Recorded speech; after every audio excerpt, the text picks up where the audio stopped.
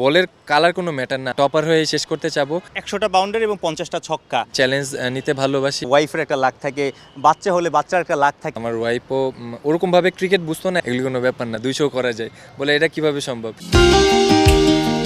ঘরোয়া ক্রিকেটে সতীর্থরা run machine বলে ডাকে। আমাদের সাথে আছেন নাইম শেখ। এনসিএল টি20, বিপিএল, ঢাকা প্রিমিয়ার লিগ সবখানেই বলা যায় সর্বাধিক রান করার তালিকায় আপনি টপে আছেন। আমি যখন থেকে ক্রিকেট খেলি আন্ডার-18 থেকে, তখন থেকে আমার এই জিনিসটা আমি রিয়েলাইজ করি যে আমি সবার উপরেই থাকবো। হায়েস্ট লেভেল পারফর্মটা আমি সবখানে শো করতে চাই।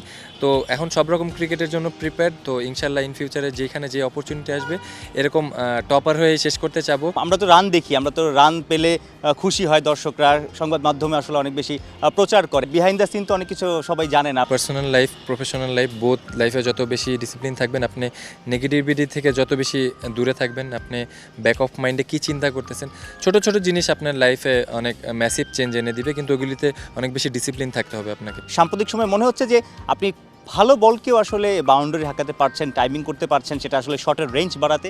আগে অনেক কিছুতে অনেক রকম স্ট্রাগল করছি, ওই জিনিস প্র্যাকটিসের মাধ্যমে আমি ওভারকাম করছি। তো এখন ইন্টারন্যাশনাল ক্রিকেট আপনি যখন ডোমিনেট করে খেলতে যাবেন, অনেক সময় আপনার ভালো বলও আপনার মারতে হবে, ভালো বলও এক খেলতে হবে। তো ওভারঅল সব সিচুয়েশন যদি আপনি নিজের ভিতরে গ্রো আপ করতে পারেন, ইন্টারন্যাশনাল ক্রিকেটে যে আপনার জন্য টাফ হবে না। অ্যাজ এ ওপেনার সব রকম শট থাকা উচিত। সুইপ, রিভার সুইপ, স্লক সুইপ, এইসব ব্যাপারে আমি মুশফিকের সাথে পার্সোনালি অনেক কথা বলছি। 100টা বাউন্ডারি এবং 50টা ছক্কা।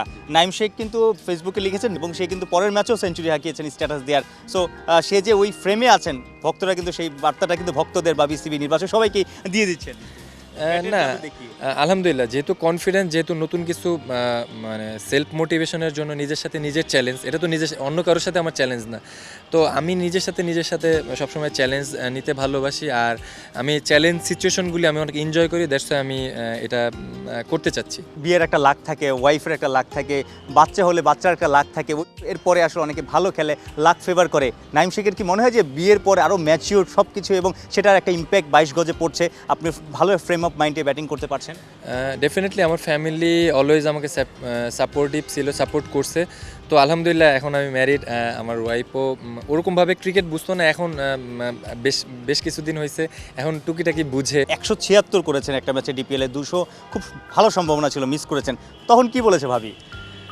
না, ওইভাবে তেমন কিছু বলে না, কংগ্রাচুলেশন দিছে আর বলতেছিল যে কি চিন্তা করতেছিলাম। তেমন কিছু না, বাসাতে গেছি, খেলছি, যতটা ভালোটা নিজের ভিতরে মাঠে যেন ওইটা শো করতে পারি, ওইটাই ওর সাথে ফ্রেন্ডলি ডিসকাস করতেছিলাম যে আরে এগুলি কোনো ব্যাপার না, 200 করা যায়, বলে এটা কিভাবে সম্ভব।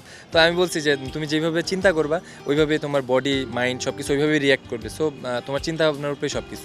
অনেক বড় ভিশন এবং তিনি পারফর্ম করছেন ঘরোয়া ক্রিকেটে, একের পর এক টুর্নামেন্টে। নিশ্চয়ই ইন্টারন্যাশনাল ক্রিকেটও বাংলাদেশকে এইরকম দারুণ সার্ভিস দিবেন আগামী দিনগুলোতে। সাইফুল রূপক, 71।